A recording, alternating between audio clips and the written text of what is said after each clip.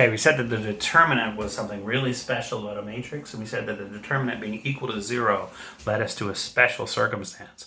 So there's something called Cramer's rule that's really helpful when thinking about that. Cramer's rule is essentially an application of the determinant toward finding out whether they're solutions or not.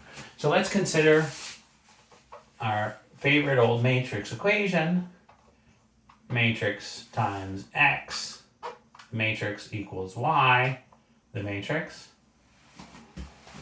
And if the determinant, which is sometimes written like this, of m, and sometimes written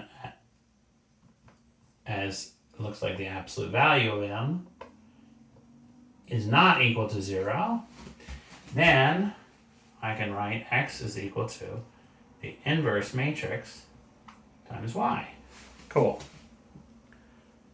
What if y is equal to 0? If y is equal to 0 in this equation, we don't really know what's happening. But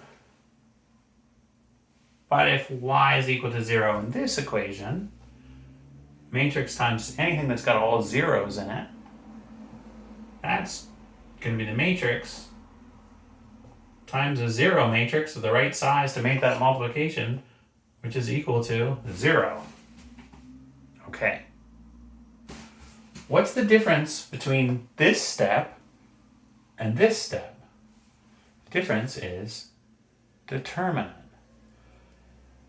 This can be true, and in fact it's true in a lot of systems, physical systems, that are important.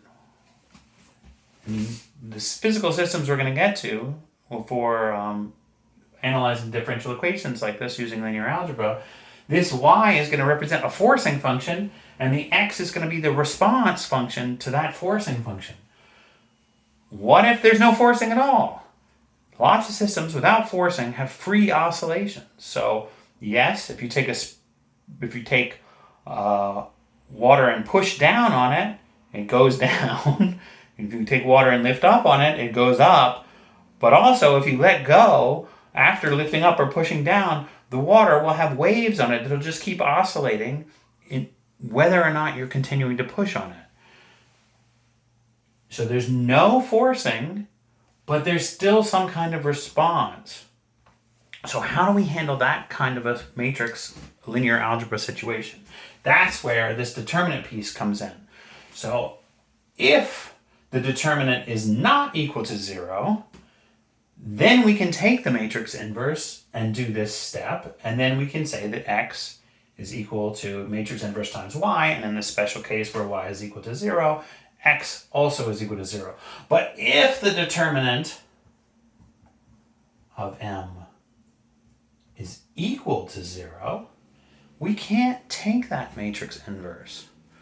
And remember, what we related the determinant is related to the linear independence or linear dependence of things.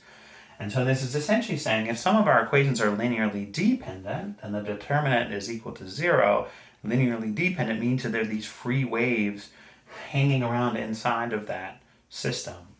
So in that case, then we set the determinant equal to 0. So in the case of a 2D matrix, it would just be AD minus BC equals 0.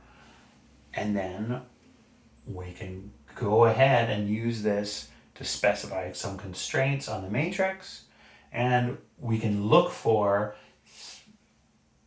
special values whose eigenvalue is equal to 0. So special vectors which are not squashed by the matrix. It would be if the determinant is equal to 0, it turns out that the determinant is also equal to the product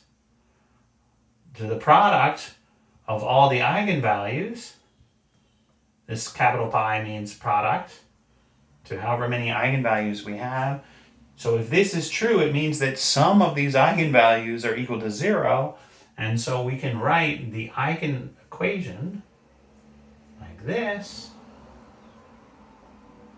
for some I and some special eigenvector. For the ones where the eigenvector is equal to 0, the eigenvalue is equal to 0, the eigenvector doesn't have to be equal to 0. So we can find those special eigenvectors. And those are the ones that are the special free modes of oscillation of the system.